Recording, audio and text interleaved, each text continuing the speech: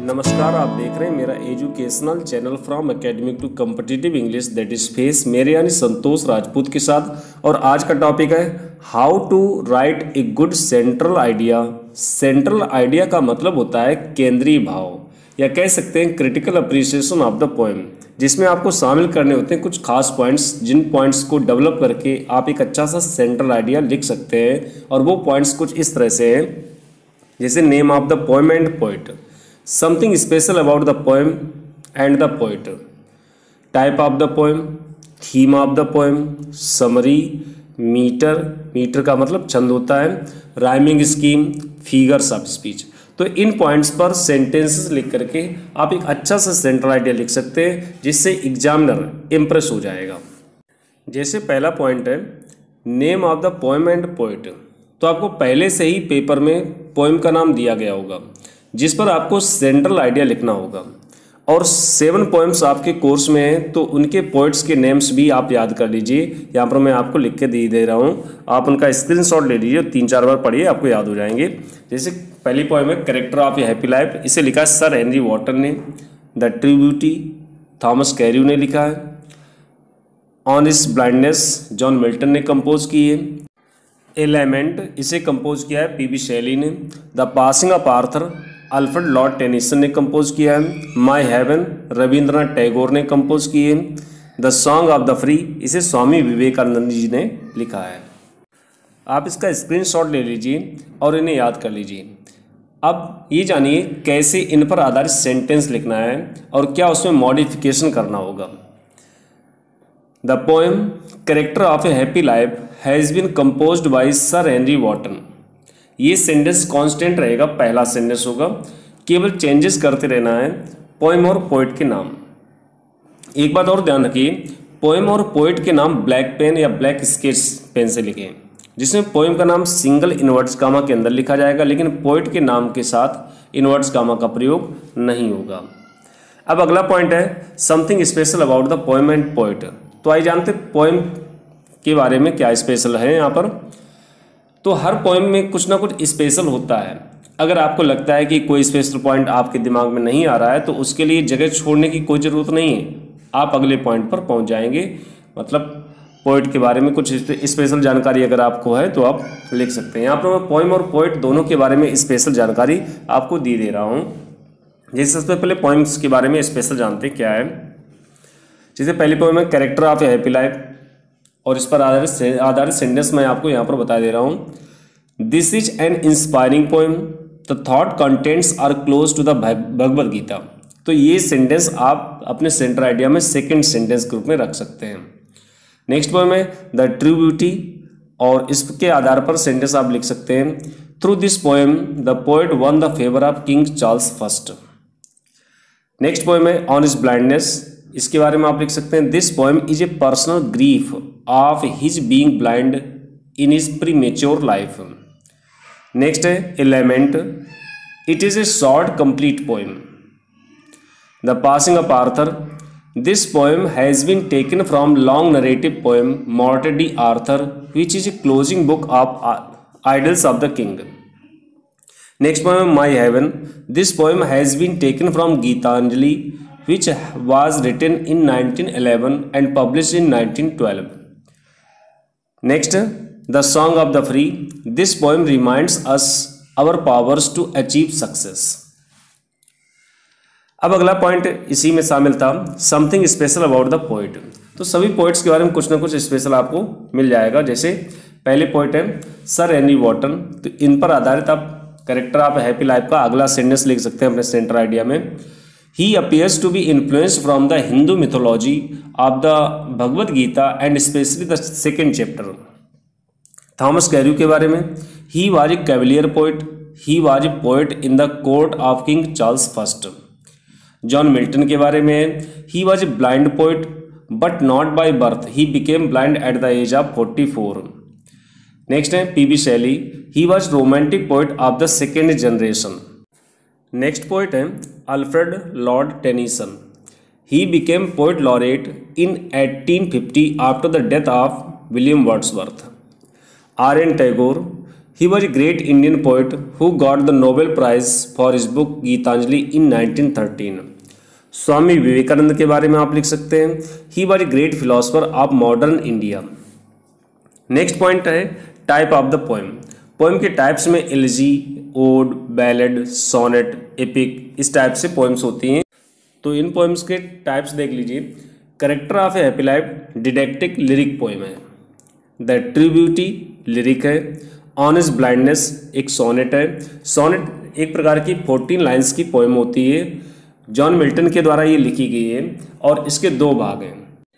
शुरू की 8 पंक्तियाँ जिन्हें ऑक्टेव कहते हैं और लास्ट की 6 लाइन्स जिन्हें सेस्टेट कहा जाता है। ऑक्टेव की डिफरेंट राइमिंग स्कीम है और सेस्टेट की डिफरेंट है। दोनों पार्ट्स की राइमिंग स्कीम अलग अलग है।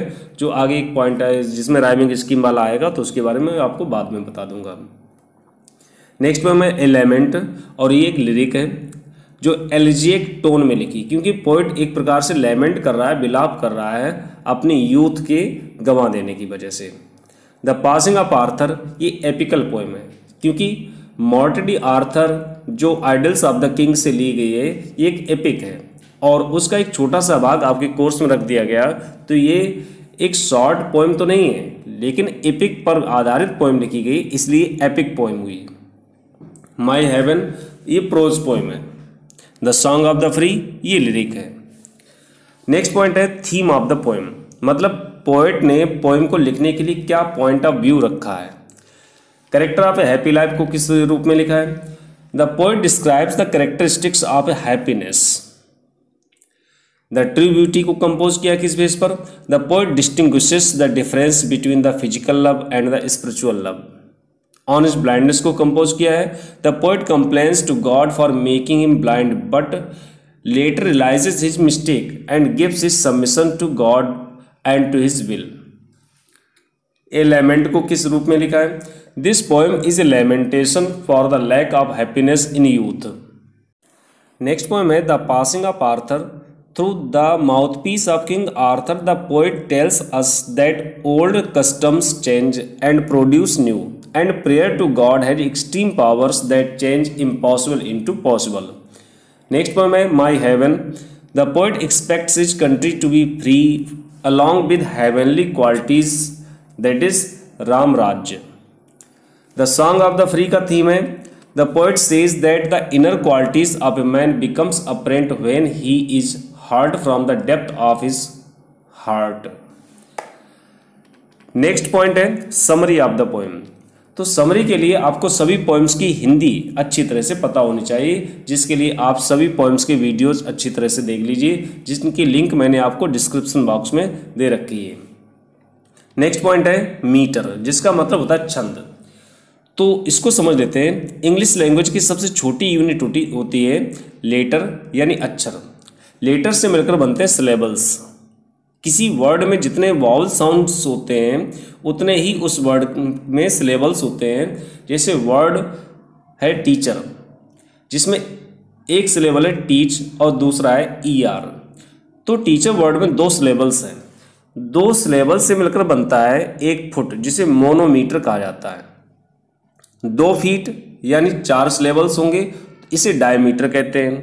3 फीट यानी 6 सिलेबल्स होंगे तो इसे ट्राईमीटर कहते हैं। 4 फीट यानी 8 सिलेबल्स होंगे तो इसे टेट्रामीटर कहा जाएगा। 5 फीट इसमें 10 सिलेबल्स होंगे और इसे पेंटामीटर कहते हैं। तो आपके कोर्स में 7 पोएम्स में टेट्रामीटर और पेंटामीटर ही प्रयोग किए गए हैं। तो आइए देखते हैं किस पोएम में कौन सा मीटर है। Character of a happy life iambic tetrameter. The true beauty iambic tetrameter. On his blindness iambic pentameter use किया गया है इसमें। Element iambic tetrameter and iambic pentameter दोनों यूज किए गए हैं। The passing of Arthur iambic pentameter, और इसमें कोई राइमिंग स्कीम नहीं है। ये पोएम ब्लैंक वर्स में कंपोज की गई है। माई हेवन ये फ्री वर्स है, इसमें कोई मीटर नहीं है, कोई राइमिंग स्कीम भी नहीं है। The song of the free ये आयम्बिक टेट्रामीटर में कंपोज की गई है। Character of a happy life की राइमिंग स्कीम है AB AB। The true beauty की राइमिंग स्कीम है ए बी सी सी, मतलब 2 स्टेंजास हैं और प्रत्येक स्टेंजा में 6 पंक्तियां हैं, जिसमें शुरू की 4 पंक्तियां अल्टरनेट राइमिंग स्कीम में मतलब वो क्वार्ट्रेन के रूप में लिखी गई हैं और लास्ट की दोनों पंक्तियां जो दोनों स्टेंजास में हैं वो कपलेट्स हैं, दोहा के रूप में लिखे गए हैं। ऑनेस्ट ब्लाइंडनेस की राइमिंग स्कीम है A B B A C D E, और ए लेमेंट की राइमिंग स्कीम है ए बी, मतलब 2 स्टेंजास हैं और दोनों स्टेंजास में 5-5 लाइनें हैं। द पासिंग ऑफ आर्थर, ये ब्लैंक वर्स है, एक ऐसी पोएम जिसमें कोई राइमिंग स्कीम नहीं होती है लेकिन मीटर होता है, मतलब छंद होता है, तो ऐसी पोएम्स को ब्लैंक वर्स कहा जाता है। माई हेवन, ये पोएम बांग्ला भाषा में ओरिजिनली लिखी गई थी लेकिन इंग्लिश में ट्रांसलेट किया गया है इसे, इसलिए इसमें कोई भी ना ही मीटर है ना ही कोई राइमिंग स्कीम है और ऐसी पोएम्स को फ्री वर्स कहा जाता है। नेक्स्ट है the song of the free, तो ये 4-4 पंक्तियों के 4 स्टेंजास हैं, प्रत्येक स्टेंजा की राइमिंग स्कीम है ए बी। अब मीटर और राइमिंग स्कीम पर आधारित आप सेंटेंसेस कैसे लिखेंगे इन पोएम्स के, तो मैं आपको यहाँ पर बता दे रहा हूँ और मीटर भी अभी समझा दूंगा कि किस तरह से मीटर आप कैलकुलेट कर सकते हैं, किस लाइन में कौन सा मीटर यूज किया गया है। जैसे पहली पोएम है character of a happy life, तो आप इसमें लिख देंगे this poem is composed in iambic tetrameter and each stanza contains the rhyming scheme A B. The true beauty का है this poem is composed in iambic tetrameter and each stanza contains the rhyming scheme A B C. On his blindness के बारे में आप लिख सकते हैं this poem is composed in iambic pentameter and the rhyming scheme of this sonnet is A B A C D E. This sonnet is divided into 2 parts. First 8 lines are called octave and the last 6 lines are called sestet. एक बात और ध्यान रखिए, centre idea लिखते समय अगर आप कुछ स्पेशल जानकारी रखते हैं, जैसा कि मैंने आपको थीम के बारे में बताया, पोएम का टाइप बताया है, राइमिंग स्कीम बता रहे हैं और उसका मीटर बता रहे हैं, तो ये सब चीज़ें अन स्टूडेंट्स नहीं लिखेंगे और ये आपको अन स्टूडेंट से डिफरेंट करेगा और इन सब चीज़ों को आप हाईलाइट जरूर करें, मतलब ब्लैक पेन से लिख सकते हैं या फिर उसको अंडरलाइन कर सकते हैं। अगला पोएम है एलिमेंट और इसके आधार पर आप सेंटेंस लिख सकते हैं this poem is composed in iambic tetrameter and each stanza contains the rhyming scheme A B. Next है the passing of Arthur this poem is composed in iambic pentameter but there is no rhyming scheme so it is composed in blank verse. My Heaven poem के बारे में आप लिख सकते हैं this poem is written और composed originally in but translated into English so it is a prose poem and therefore there is no rhyming scheme and no metre so this poem is composed in free verse. The song of the free के बारे में आप लिख सकते हैं this poem is composed in iambic tetrameter and each stanza contains the rhyming scheme A B. अब एक poem के माध्यम से मैं आपको मीटर पहचानना और राइमिंग स्कीम पहचानना समझा दे रहा हूँ। सबसे पहले देखते हैं राइमिंग स्कीम क्या है। यहाँ पर मैं पोएम ले रहा हूँ जॉन मिल्टन की कंपोज की गई ऑनेस्ट ब्लाइंडनेस। तो राइमिंग स्कीम होती क्या है, सबसे पहले जानते हैं राइमिंग वर्ड्स क्या होते हैं। किसी स्टेंजा में जो लाइन के लास्ट वर्ड्स होते हैं वो अगर किसी दूसरी लाइन के लास्ट वर्ड्स की तरह प्रोनाउंस कर रहे होते हैं तो उन्हीं को राइमिंग वर्ड्स कहते हैं, जिन्हें इंग्लिश के अल्फ़ाबेट के स्मॉल लेटर से व्यक्त किया जाता है ABCD करके। जैसे पहली लाइन है जिसके लास्ट में लिखा हुआ है यहाँ पर स्पेंट, तो इसको हमने नाम दे दिया A। इसके बाद दूसरी लाइन में शब्द लिखा है वाइड, ये A की तरह प्रोनाउंस नहीं कर रहा है, ये डिफरेंट है, तो ये हो गया B। इसके बाद में थर्ड लाइन में लिखा हाइड, ये वाइड की तरह प्रोनाउंस कर रहा है जिसको हमने नया नाम दिया था B, तो हाइड के सामने भी नाम आ जाएगा B। इसके बाद में आगे है बेंट, ये B की तरह प्रोनाउंस नहीं कर रहा है लेकिन ऊपर आए हुए A लेटर की तरह प्रोनाउंस कर रहा है, यानी स्पेंट की तरह प्रोनाउंस हो रहा है, तो इसका राइमिंग स्कीम का लेटर आएगा A। तो ये 4 लाइनें हो चुकी हैं और इन 4 लाइनों की राइमिंग स्कीम बनी ABBA और इसी प्रकार से जब और आगे बढ़ेंगे तो हमें नेक्स्ट लाइन में लास्ट वर्ड में लिखा मिल रहा है प्रेजेंट, और प्रेजेंट राइम कर रहा है स्पेंट बेंट की तरह, जिनको हमने नया नाम दे रखा है ए, तो जिसके आधार पर इसका भी नाम पड़ा ए। और अगली दो लाइनों में चाइल्ड और डिनाइड मिल रहे हैं, जो ऊपर आए हुए वाइड हाइड की तरह इनको नाम दिया गया था बी, तो यहाँ पर भी इन दोनों लाइनों के सामने आ जाएगा बी। और प्रिवेंट ऊपर ए की तरह मिल रहा है, तो इस तरह से ये 8 लाइनें एक जैसी हो गई हैं। तो इनकी राइमिंग स्कीम बनी ए बी बी ए, जिसे ऑक्टेव कहा गया है इस सोनेट में। और लास्ट की 6 लाइन्स यहाँ पर है जिसमें नीड लिखा है। नीड ऊपर ना ए से मिल रहा है ना बी से मिल रहा है, तो ये नया नाम मिला सी। बेस्ट भी ऊपर किसी से नहीं मिल रहा है, तो ये हो गया डी। स्टेट ऊपर किसी से नहीं मिल रहा है, तो ये हो गया ई। और अगली लाइन में लिखा है स्पीड, और स्पीड ऊपर की लाइन में हमें मिल रहा है नीड की तरह, यानी सी हुआ। रेस्ट ऊपर से मिल रहा है बेस्ट, तो ये डी हो गया।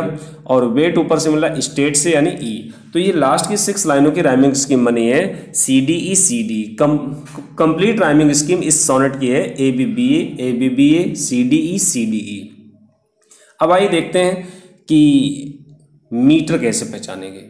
मीटर के बारे में आपको बताया है कि अगर किसी वर्ड में जितने वाउल साउंड प्रोनाउंस हो रहे हैं, वाउल्स का यूज होना नहीं बल्कि किसी स्वर का उच्चारण जितनी जगह में हो रहा है वो एक सिलेबल कहा जाता है। अब जैसे यहाँ पर पहली लाइन लिखी when I consider how my light is spent, इसमें व्हेन एक वाउल साउंड है तो ये एक सिलेबल हुआ। आई दूसरा वाउल साउंड है तो ये दूसरा सिलेबल हो गया। कंसीडर में 3 वाउल्स प्रोनाउंस हो रहे हैं, कन सी डर, तो इस तरह से कंसीडर में 3 सिलेबल्स का प्रयोग हुआ है।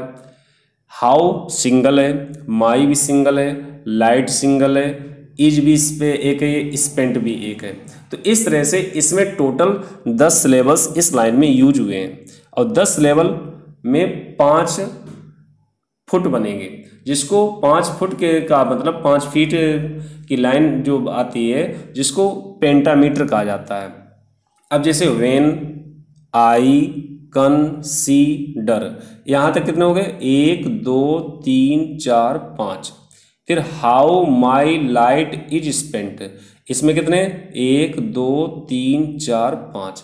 इस तरह से टोटल यहाँ पर 10 सिलेबल्स यूज हो रहे हैं, और 10 सिलेबल्स जिस लाइन में यूज होते हैं वो पेंटामीटर होगा। और इसी प्रकार से अगर किसी लाइन में केवल 8 ही सिलेबस निकल रहे हो तो वो टेट्रामीटर कहा जाएगा। अब लास्ट पॉइंट है फिगर्स ऑफ स्पीच। यहाँ पर मैं बता दे रहा हूँ कि किस पोएम में कौन कौन से फिगर्स ऑफ स्पीच हैं, आप इसका भी स्क्रीनशॉट ले लीजिए जिससे कि आपको आसानी से याद रहे। पहली पोएम है कैरेक्टर ऑफ हैप्पी लाइफ, इसमें फिगर्स ऑफ स्पीच यूज किए गए metaphor, personification, oxymoron. The tribute, इसमें मेटाफर, पर्सोनिफिकेशन और सिमिली यूज किए गए हैं। On his blindness, metaphor, personification, hyperbole और ऑनोमेटोपोइया फिगर ऑफ स्पीच आए हैं। एलिमेंट, इसमें apostrophe, metaphor, personification figures of speech हैं। द पासिंग ऑफ आर्थर में सिमिली, मेटाफर, पर्सोनिफिकेशन और oxymoron figures of speech use किए गए हैं। माई हेवन में मेटाफर, पर्सोनिफिकेशन और अपोस्ट्रॉफी फिगर्स ऑफ स्पीच हैं। The song of the free में मेटाफर, पर्सोनिफिकेशन और apostrophe figures of speech use किए गए हैं। तो इसका आप स्क्रीनशॉट ले लीजिए जिससे कि आसानी से आपको याद हो सके। इस पर आधारित आप सेंटेंस कैसे लिखेंगे वो देख लीजिए। The poet has used figurative language in this poem, metaphor, personification, apostrophe etcetera figures of speech enlarge the beauty of this poem. तो इस तरह से जिस पोएम में जो भी फिगर्स ऑफ स्पीच यूज किए गए हैं वो आप नाम उस पोएम में रख सकते हैं। ये मैंने एक एग्जाम्पल के रूप में लिखा हुआ है। मैं उम्मीद करता हूँ आपको सेंटर आइडिया लिखने का तरीका समझ में आया होगा। अगर फिर भी कोई डाउट रहता है तो कमेंट बॉक्स में मैसेज करके आप सॉल्यूशन पूछ सकते हैं मुझसे। धन्यवाद।